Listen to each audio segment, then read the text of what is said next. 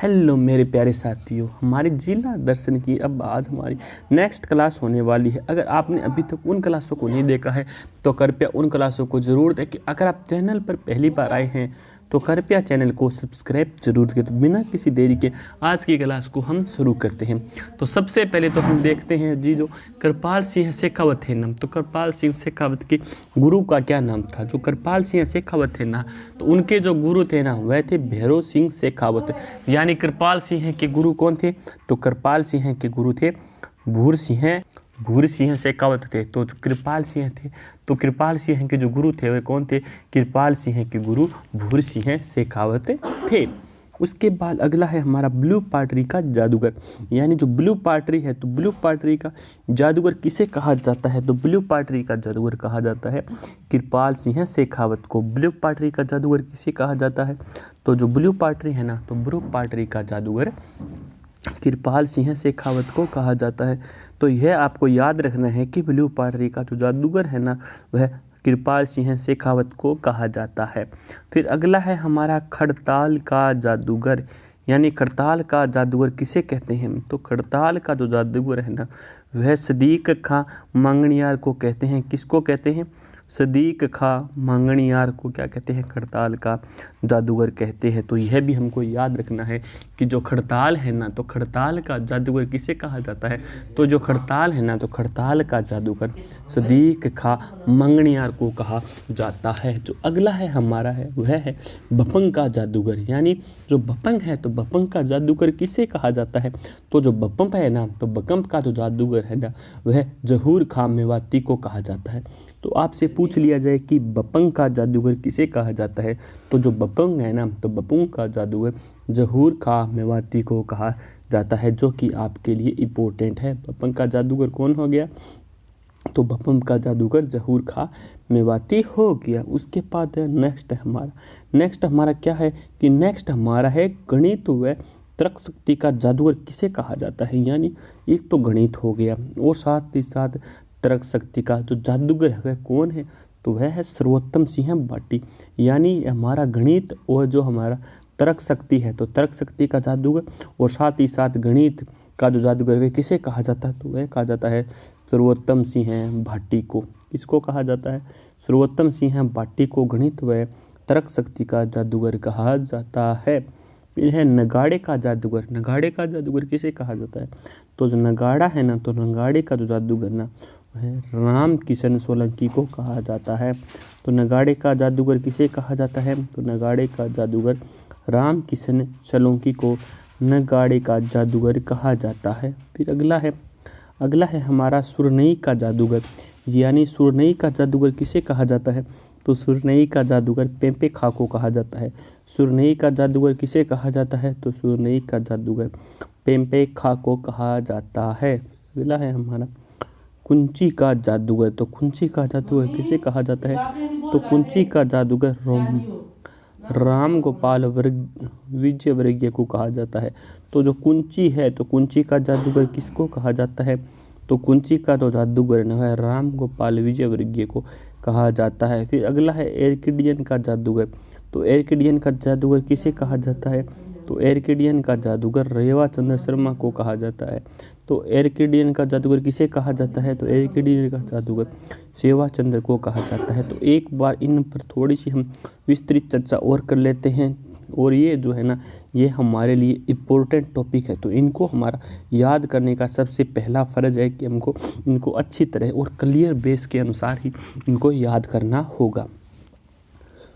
तो बिना किसी देरी के एक बार पुनः इन सभी पर हम चर्चा करते हैं। जो हमारे कृपाल सिंह थे, तो आपसे पूछ लिया जाए कि कृपाल सिंह जो शेखावत थे ना, उनके गुरु का क्या नाम था। यह जो कृपाल सिंह शेखावत जी थे, उनके गुरु का क्या नाम था, तो उनके गुरु का नाम था भूर सिंह शेखावत। तो आपसे यह भी पूछा जा सकता है कि भूर सिंह शेखावत के शिष्य कौन थे, तो भूर सिंह शेखावत के शिष्य थे ना वह थे कृपाल सिंह शेखावत। तो भूर सिंह शेखावत के निमन में से गुरु कौन थे, तो उनके थे भूर सिंह के निमन में से शिष्य कौन थे, तो उनके शिष्य थे कृपाल सिंह शेखावत। या कृपाल सिंह शेखावत के गुरु कौन थे, तो जो कृपाल सिंह शेखावत थे ना उनके गुरु थे भूर सिंह शेखावत। अगला है ब्लू पाटरी का जादूगर किसको कहा जाता है। तो ब्लू पाटरी का जादूगर किसको कहा जाता है। तो इसका क्या आंसर हो जाएगा, इसका आंसर हो जाएगा हमारा कृपाल सिंह शेखावत। यानी जो कृपाल सिंह शेखावत थे ना, उनको ब्लू पाटरी का जादूगर भी कहा जाता है। यानी जो कृपाल सिंह शेखावत थे ना, तो कृपाल सिंह शेखावत को ब्लू पाटरी का जादूगर कहा जाता है। तो कृपाल सिंह शेखावत को किस नाम से जाना जाता है, ब्लू पाटरी का जादूगर के नाम से भी जाना जाता है। तो आपसे पूछा जा सकता है कि जो कृपाल सिंह शेखावत थे ना, वे किसके लिए प्रसिद्ध थे। तो वह ब्लू पाटरी के लिए प्रसिद्ध थे। या फिर ब्लू पाटरी का जादूगर किसको कहा जाता है, तो हो जाएगा कृपाल सिंह शेखावत। या फिर कृपाल सिंह शेखावत को किस नाम से जाना जाता है, ब्लू पाटरी का जादूगर। या फिर पूछा जा सकता है कृपाल सिंह शेखावत को किसके जादूगर के नाम से जाना जाता है, तो वह हो जाएगा ब्लू पाटरी का जादूगर। यानी लाइन तो एक ही है, लेकिन इसे क्वेश्चन 3 से 4 टाइप्स की हम बना सकते हैं। तो हमको क्वेश्चन बनाने आने चाहिए किसी भी चैप्टर के, तभी हम उसके अंदर 100 में से 100 स्कोर कर सकते हैं। तो हमको हर एक क्वेश्चन काटना आना चाहिए, यानी हमको क्वेश्चन बनाना आना चाहिए। उसके बाद अगला हमारा खड़ताल का जादूगर। खड़ताल का जादूगर कौन था, तो जो खड़ताल है ना, तो खड़ताल का जादूगर था सदीक खां मंगनियार। तो खड़ताल का जादूगर कौन था, तो खड़ताल है ना, खड़ताल का जो जादूगर था ना, वह था सदीक खां मंगनियार। यानी खड़ताल का जादूगर कौन हो गया, तो खड़ताल का जादूगर हो गया संगीत का मंगनियार, खड़ताल का जादूगर था। उसके बाद है नेक्स्ट हमारा बपंग का जादूगर। यानी जो बपंग है ना, तो बपंग का जादूगर कौन था, तो जो बपंग का जादूगर था ना, वह था जहूर खां मेवाती। यानी जो बपंग है, तो बपंग का जादूगर कौन हो गया, तो बपंग का जादूगर हो गया जहूर खां मेवाती। तो यह भी हमको याद रखना है कि जहूर खां मेवाती कौन था, तो जहूर खां मेवाती जो बपंग का जादूगर था। तो जहूर खां मेवाती था, वो कौन था, वह बपंग का जादूगर था। तो बपंग का जादूगर कौन था, जहूर खां। यानी कि जो बपंग के जादूगर थे वो कौन थे, तो बपंग के जादूगर जहूर खां मेवाती थे। तो जहूर खां मेवाती कौन थे, तो जो जहूर खां मेवाती थे ना, वह बपंग के जादूगर थे। फिर अगला है हमारा गणित व तर्क शक्ति का जादूगर कौन है। यानी जो गणित या जो तर्क शक्ति है उसका जादूगर कौन है, तो उसका जो जादूगर है ना, वह है सर्वोत्तम सिंह बाटी है। कौन है गणित व तर्क शक्ति का जादूगर, वह है क्या हो जाएगा, वह क्या हो जाएगा, वह सर्वोत्तम सिंह बाटी हो गया। यानी गणित व तर्क शक्ति का जादूगर सर्वोत्तम सिंह बाटी हो गया। उसके बाद अगला है हमारा नगाड़े का जादूगर। यानी जो नगाड़ा है, तो नगाड़े का जादूगर कौन है, तो नगाड़े का जादूगर है राम किशन सोलंकी। नगाड़े के जादूगर के नाम से किसको जाना जाता है, तो नगाड़े के जादूगर के नाम से राम किशन सोलंकी को जाना जाता है। तो हमको यह पता होना चाहिए कि नगाड़े का जादूगर राम किशन सोलंकी है। उसके बाद अगला है हमारा सुरनाई का जादूगर। यानी जो सुरनाई होती है ना, तो सुरनाई का जादूगर कौन है, तो सुरनाई का जादूगर है पेंपे खां। सुरनाई का जादूगर कौन हो गया, तो सुरनाई का जादूगर हो जाता है पेंपे खां। या फिर पेंपे खां को किसका जादूगर मानते हैं, तो पेंपे खां को सुरनाई का जादूगर माना जाता है। तो पेंपे खां भी एक प्रकार से जादूगर थे। किसके जादूगर थे, सुरनाई के जादूगर थे। उसके बाद है अगला है हमारा कुंची का जादूगर। यानी कुंची का जादूगर किसे कहते हैं, तो कुंची का जादूगर कौन है, तो कुंची का जो जादूगर है ना, वह राम गोपाल विजयवर्गीय है। यानी आपसे पूछ लिया जाए जो कुंची है, तो कुंची का जादूगर कौन है, तो जो कुंची का जो जादूगर है ना, वह राम गोपाल विजयवर्गीय है। तो कुंची का जादूगर कौन हो गया, तो कुंची का जादूगर राम गोपाल विजयवर्गीय हो गए। कुंची का जादूगर कौन हो गया, तो कुंची का जादूगर राम गोपाल विजयवर्गीय हो गई। उसके बाद अगला हमारा एकडियन का जादूगर। यानी जो एकडियन है उसका जादूगर किसको कहा जाता है, तो एकडियन का जो जादूगर है ना, वह रेवाचंद्र शर्मा को कहा जाता है। तो एकडियन का जो जादूगर है वह किसको कहा जाता है, तो एकडियन का जादूगर रेवाचंद्र शर्मा को कहा जाता है। एकडियन का जादूगर किसको कहा जाता है, तो एकडियन का जो जादूगर है ना, वह रेवाचंद्र शर्मा को कहा जाता है। तो जो कृष्णपाल सिंह शेखावत के गुरु कौन थे, भूरी सिंह शेखावत। ब्लू पाटरी के जादूगर कृपाल सिंह शेखावत। करताल का जादूगर सदीक खां मंगनियार। बपंग का जादूगर जहूर खां मेवाती। गणित व तर्क शक्ति का जादूगर सर्वोत्तम सिंह भाटी। नगाड़े का जादूगर राम किशन सोलंकी। सुरनाई का जादूगर पेम्पे खा, कुंची का जादूगर राम गोपाल विजयवर्गीय, एर्कडियन का जादूगर रेवाचंद्र शर्मा थे। उसके बाद हम जो हमारे मोस्ट इम्पोर्टेंट टॉपिक है ना, उन पर अब हम चर्चा करते हैं, जो कि हमारे लिए बहुत ही ज़्यादा इम्पोर्टेंट होने वाले हैं। जो लक्ष्मी नारायण बिड़ला मंदिर, यानी जो हमारा जयपुर है, तो जयपुर के अंदर क्या कुछ खास है, उस पर अब हम चर्चा कर रहे हैं। तो जयपुर के अंदर क्या क्या है, तो जयपुर के अंदर सबसे पहला तो जो है ना, वह हमारा है जो लक्ष्मी नारायण जो बिड़ला मंदिर है ना, यानी लक्ष्मी नारायण जो बिड़ला मंदिर है ना, वह हमारा जयपुर शहर के अंदर स्थित है। तो आपसे पूछ लिया जाए कि जो लक्ष्मी नारायण जो मंदिर है ना, यानी जो लक्ष्मी नारायण जो बिड़ला मंदिर है, वह कहाँ पर है, तो वह हमारा जयपुर शहर के अंदर स्थित है। कहाँ पर है, जयपुर शहर के अंदर। तो हमको यह याद रखना होगा कि जयपुर शहर और जो जयपुर ग्रामीण है ना, वो दोनों के दोनों अलग अलग है। तो हम इस प्रकार याद नहीं कर सकते कि ओनली जयपुर, इसको जयपुर शहर है तो जयपुर शहर, जयपुर ग्रामीण है तो जयपुर ग्रामीण। लक्ष्मी नारायण बिड़ला मंदिर कहाँ है, लक्ष्मी नारायण बिड़ला मंदिर यहीं हमारे जयपुर शहर के अंदर है। तो लक्ष्मी नारायण बिड़ला मंदिर कहाँ हो गया, लक्ष्मी नारायण बिड़ला मंदिर हमारा जयपुर शहर के अंदर हो जाता है। उसके बाद हम नेक्स्ट है हमारा मोती डूंगरी गणेश मंदिर व गढ़ गणेश मंदिर प्रसिद्ध है। यानी जयपुर के अंदर क्या हो गया, जो मोती डूंगरी है ना, यानी मोती डूंगरी गणेश मंदिर, जयपुर के अंदर क्या हो गया, मोती डूंगरी गणेश मंदिर वह क्या हो गया, गढ़ गणेश मंदिर प्रसिद्ध है। गढ़ गणेश मंदिर क्या है, प्रसिद्ध है। यानी मोती डूंगरी गणेश मंदिर और गढ़ गणेश मंदिर यहाँ पर प्रसिद्ध है। ये कहाँ पर है, यह हमारे जयपुर शहर के अंदर है। तो आपसे पूछ लिया जाए कि जो मोती डूंगरी क्या हो गया, कि जो मोती डूंगरी और जो गणेश मंदिर है वह का गढ़ है, वह गढ़ मंदिर प्रसिद्ध है। फिर हम आगे क्या है, आगे हमारा कृषि विश्वविद्यालय। तो आपसे पूछ लिया जाए कि जो कृषि विश्वविद्यालय है वह कहाँ पर है, तो जो कृषि विश्वविद्यालय है ना, वह भी हमारा जयपुर शहर के अंदर स्थित है। तो कृषि विश्वविद्यालय कहाँ पर है, तो जो कृषि जो विश्वविद्यालय है ना, वह हमारा जयपुर के अंदर स्थित है। तो कृषि विश्वविद्यालय कहाँ है, तो कृषि विश्वविद्यालय हमारा जयपुर के अंदर स्थित है। फिर अगला है हमारा होम्योपैथिक विश्वविद्यालय। यानी जो होम्योपैथिक विश्वविद्यालय है वह कहाँ पर स्थित है, तो जो होम्योपैथिक विश्वविद्यालय है ना, वह भी हमारा जयपुर शहर के अंदर स्थित है। तो हमको याद रखना है कि जो हमारा होम्योपैथिक विश्वविद्यालय है वह कहाँ पर है, तो जो होम्योपैथिक विश्वविद्यालय है ना, वह भी जयपुर शहर के अंदर स्थित है। तो हमको यह याद रखना होगा। तो आपको तैयारी इस प्रकार करनी होगी, चाहे आपसे किस भी लेवल का क्वेश्चन पूछ लिया जाए, आप फटाक से उसका उत्तर दे पाएँ। मैं तो आपको इस लेवल की तैयारी करवाऊंगा, चाहे आप स्कूल पियोन से लेकर आरएस का एग्ज़ाम तक आसानी से निकाल सकते हैं।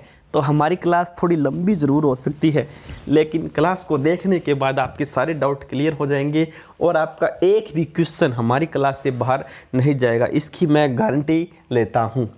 तो हम आगे देखते हैं, आगे क्या है, आगे है हमारा जो होम्योपैथिक विश्वविद्यालय है वह कहाँ पर है, तो होम्योपैथिक जो विश्वविद्यालय है ना, वह हमारा जयपुर के अंदर स्थित है। होम्योपैथिक विश्वविद्यालय कहाँ हो गया, तो होम्योपैथिक विश्वविद्यालय हमारा जयपुर के अंदर स्थित हो गया। फिर हम आगे चलते हैं, आगे है हमारा, आगे क्या है हमारा, आगे है हमारा जयपुर में घाट की गुणी। यानी जयपुर के अंदर जो घाट की गुणी और आमेर किले को सांस्कृतिक हब बनाया गया है। यानी यहाँ पर क्या महत्वपूर्ण है कि यहाँ पर जो जयपुर है ना, तो जयपुर में जो घाट की गुणी है, यानी जयपुर के अंदर जो घाट की गुणी है ना, तो जयपुर के अंदर जो घाट की गुणी और आमेर किले को यहाँ पर सांस्कृतिक हब बनाया गया है। तो आपसे पूछ लिया जाए कि जो जयपुर के अंदर जो घाटगुणी है और जो आमेर का किला है उसको क्या बना दिया गया है, तो उसको सांस्कृतिक हब बना दिया गया है। तो यह भी हमको याद रखना होगा। फिर हम आगे चलते हैं। आगे है हमारा मकर संक्रांति को पतंग प्रतियोगिताओं के लिए प्रसिद्ध है। यानी हमारे जयपुर शहर के अंदर मकर संक्रांति के दिन यहाँ पर पतंगबाजी होती है। यानी यहाँ पर पतंग प्रतियोगिताएं होती है और पतंग प्रतियोगिताओं के लिए यहाँ प्रसिद्ध है। क्या प्रसिद्ध है? पतंग प्रतियोगिताओं के लिए हमारा जयपुर शहर प्रसिद्ध है। यानी यहाँ पर मकर संक्रांति के दिन पतंगों का उत्सव मनाया जाता है। यानी बहुत ज़्यादा संख्या के अंदर यहाँ पर पतंगे उड़ाई जाती है और पतंगों की यहाँ पर प्रतियोगिता होती है। तो इसके लिए जो है ना, यहाँ हमारा जयपुर शहर यहाँ पर प्रसिद्ध है। यानी पतंग महोत्सव के लिए हमारा जयपुर शहर प्रसिद्ध है।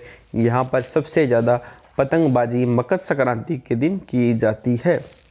फिर है राज्य का इंटरनेट से जुड़ने वाला गांव नायला है। यानी जो राजस्थान के अंदर जो इंटरनेट से जुड़ने वाला जो गांव है ना, वह नायला है। तो राजस्थान के अंदर इंटरनेट से जुड़ने वाला गांव कौन सा है?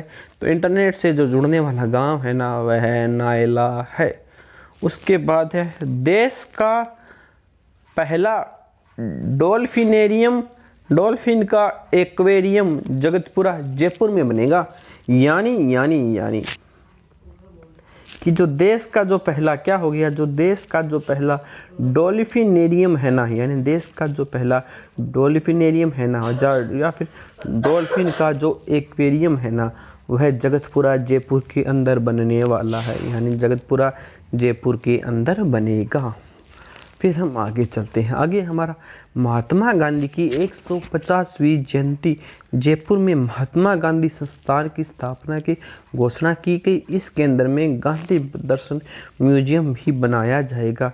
यानी यहाँ पर क्या है कि जो महात्मा गांधी है ना, तो महात्मा गांधी की जो 150वीं जयंती है, यानी महात्मा गांधी की 150वीं जयंती पर जयपुर के अंदर महात्मा गांधी संस्थान की स्थापना की घोषणा की गई। तो क्या की गई? यानी महात्मा गांधी की 150वीं जयंती पर जयपुर के अंदर महात्मा गांधी संस्थान की स्थापना की घोषणा की गई और इस केंद्र में गांधी दर्शन म्यूजियम भी बनाया जाएगा। यानी इस केंद्र के अंदर जो गांधी दर्शन म्यूजियम है ना, वह भी बनाया जाएगा। अब क्या हो गया कि जो हमारा महात्मा गांधी है ना, यानी महात्मा गांधी की जो 150वीं जयंती है, यानी महात्मा गांधी की 150वीं जयंती पर जयपुर के अंदर जो महात्मा गांधी जो संस्थान है ना, उसकी स्थापना की घोषणा की गई। किसकी घोषणा की गई? तो महात्मा गांधी की 150वीं जयंती पर जयपुर में महात्मा गांधी संस्थान की स्थापना की घोषणा की गई। इस केंद्र में गांधी दर्शन म्यूजियम भी बनाया जाएगा। यानी इस केंद्र के अंदर जो गांधी दर्शन म्यूजियम है ना, वह भी बनाया जाएगा। उसके बाद है अगला क्या है हमारा? अगला है हमारा कि कैप्स्टन मीटर कंपनी, यानी पानी के मीटर जयपुर के अंदर बनते हैं। यानी आपसे पूछ लिया जाए कि जो पानी के मीटर है, तो पानी के मीटर कहाँ पर बनते हैं? तो पानी के मीटर वह जयपुर के अंदर बनते हैं। किसके अंदर बनते हैं पानी के मीटर? तो पानी के मीटर जयपुर के अंदर बनते हैं। कौन सी कंपनी द्वारा बनते हैं? वह हमारी कैप्स्टन कंपनी के मीटर। कौन सी कंपनी के? कैप्स्टन कंपनी के मीटर, जो कि पानी के मीटर है, वह जयपुर के अंदर बनते हैं। तो आपसे इस प्रकार पूछा जा सकता है कि पानी के मीटर की जो फैक्ट्री है वह कहाँ पर स्थित है? तो पानी के मीटर की जो फैक्ट्री है ना, वह हमारी जयपुर के अंदर स्थित है। तो पानी के मीटर की फैक्ट्री कहाँ पर है? तो पानी के मीटर की फैक्ट्री जयपुर के अंदर स्थित है। फिर क्या है? जयपुर मेंटल्स, यानी बिजली के मीटर। यानी जो पहले जयपुर के अंदर बिजली के मीटर भी बनाए जाते थे, लेकिन वर्तमान में अब वह फैक्ट्री बंद पड़ी है। यानी जयपुर मेंटल्स, यानी जयपुर के अंदर पहले बिजली के मीटर बनाए जाते थे। जो कंपनी थी वह थी जयपुर मेंटल्स, जो कि वर्तमान के अंदर बंद है, जो कि वहाँ पर जो हमारी बिजली होती है ना, तो बिजली के जो मीटर बनाने का कार्य है ना, वह कैप्सन वह जयपुर मेंटेनेंस कंपनी करती थी। कौन सी कंपनी करती थी? जयपुर मेंटेनेंस कंपनी करती थी। उसके बाद है यानी national ball bearing company Jaipur, यानी जो नेशनल बॉल बियरिंग की कंपनी है ना, वह हमारी जयपुर के अंदर है और यह बॉल बियरिंग बनाने वाली एशिया की सबसे बड़ी कंपनी है। यानी आपसे पूछ लिया जाए कि एशिया महाद्वीप की सबसे बड़ी कंपनी जो कि बॉल बियरिंग बनाने की कंपनी है, वह कौन सी है? तो वह है नेशनल बॉल बियरिंग कंपनी, जो कि हमारी जयपुर के अंदर स्थित है। तो आपसे पूछ लिया जाए कि बॉल और बेयरिंग बनाने की कंपनी कहाँ पर है, तो बॉल और बियरिंग बनाने की कंपनी हमारी जयपुर के अंदर स्थित है। तो बॉल और बियरिंग बनाने की कंपनी कहाँ है?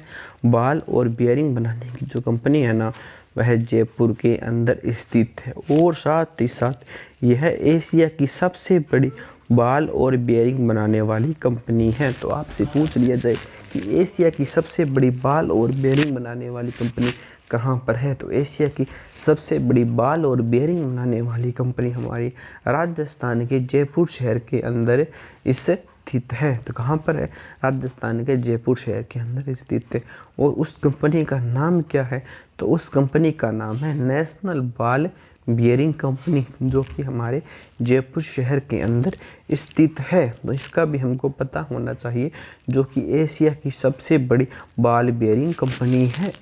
उसके बाद क्या है? उसके बाद है जयपुर में मशहूर ऑर्थोपेडिक सर्जन डॉक्टर पी.के. सेठी द्वारा विकसित जयपुर फुट दुनिया का सबसे लोकप्रिय व सस्ता कृत्रिम अंग है। यानी जयपुर शहर की जो मशहूर है ना ऑर्थोपेडिक, जयपुर शहर के मशहूर ऑर्थोपेडिक सर्जन डॉक्टर पी.के. सेठी, जो डॉक्टर पी.के. सेठी है ना, तो उनके द्वारा विकसित जयपुर फुट, यानी जयपुर फुट दुनिया का सबसे लोकप्रिय और सबसे सस्ता कृत्रिम अंग है। यानी जो जयपुर के जो मशहूर ऑर्थोपेडिक है ना, जिनका नाम है सर्जन डॉक्टर पी.के. सेठी, तो डॉक्टर पी.के. सेठी द्वारा दुनिया के सबसे सस्ते लोकप्रिय और सबसे जो सस्ते कृत्रिम अंग है ना, वही लगाते हैं। सेठी जी को पद्मश्री से सम्मानित किया गया है।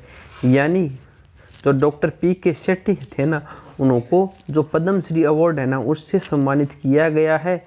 वह रमन मेमेस पुस्तक में सम्मानित होने वाले प्रथम राजस्थानी थे।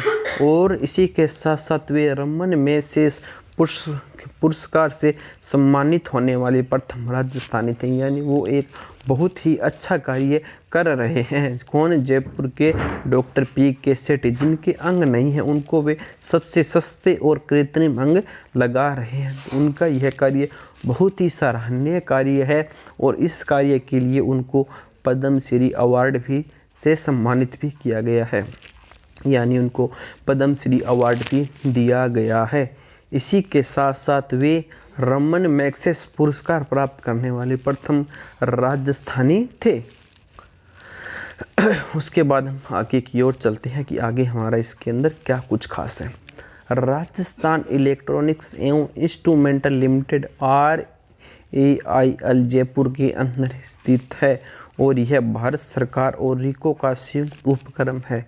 यानी कि जो राजस्थान के अंदर जो Rajasthan electronics and instrument limited है ना, REIL, जो कि हमारे जयपुर के अंदर स्थित है। तो आपसे पूछ लिया जाए कि क्या हो गया कि REIL कहाँ पर स्थित है, तो REIL हमारा जयपुर के अंदर स्थित है। तो कहाँ पर स्थित है? जयपुर के अंदर स्थित है। तो राजस्थान का जो इलेक्ट्रॉनिक्स एंड जो इंस्ट्रूमेंटल लिमिटेड है ना, REIL है हमारा जयपुर के अंदर स्थित है।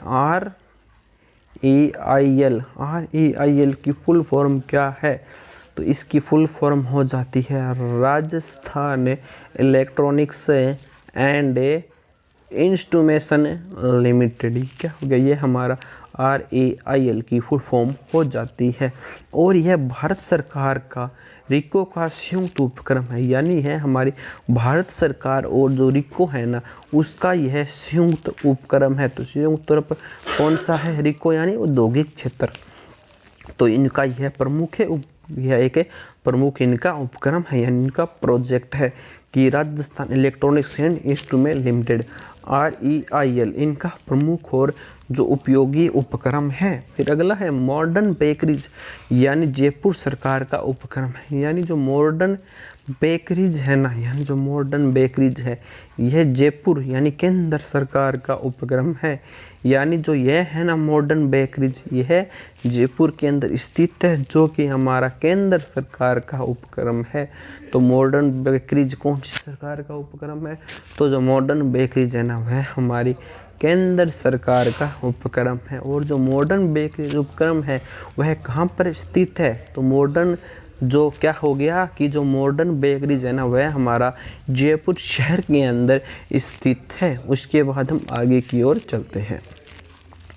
तो आगे हमारा क्या हो गया? आगे हमारा हो गया हरिदेव जोशी पत्रकारिता एवं जनसंचारक विश्वविद्यालय। यानी हरिदेव जोशी पत्रकारिता एवं जो जनसंचार विश्वविद्यालय है ना वह जयपुर शहर के अंदर ही स्थित है। उसके बाद हम आगे की ओर चलते हैं। आगे हमारा है जो डॉक्टर भीमराव अंबेडकर विधि विश्वविद्यालय है।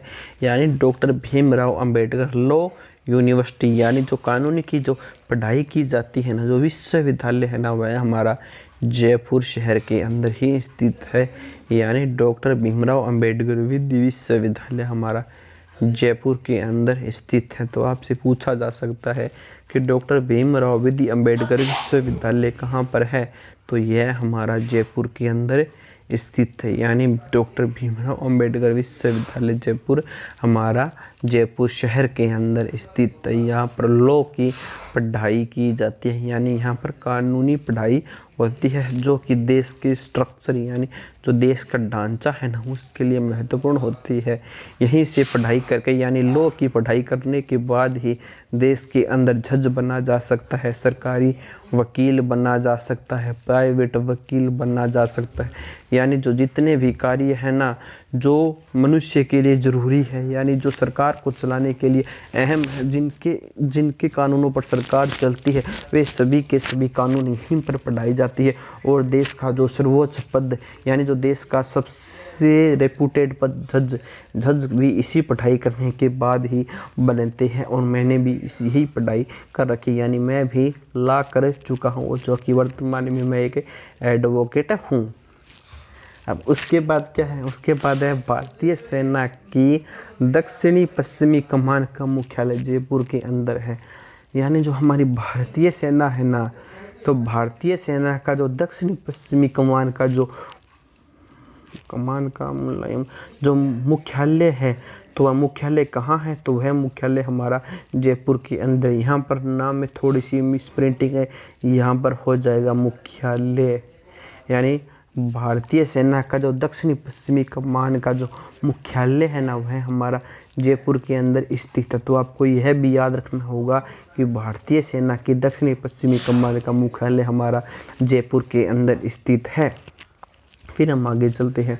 आगे हमारा 1 जनवरी 2011 से जयपुर में पुलिस कमिश्नर प्रणाली लागू हो गई। यानी 1 जनवरी 2011 से जयपुर के अंदर पुलिस कमिश्नर प्रणाली लागू हो चुकी है। यानी 1 जनवरी 2011 से जयपुर में पुलिस कमिश्नर प्रणाली लागू हो चुकी है। फिर हम आगे चलते हैं।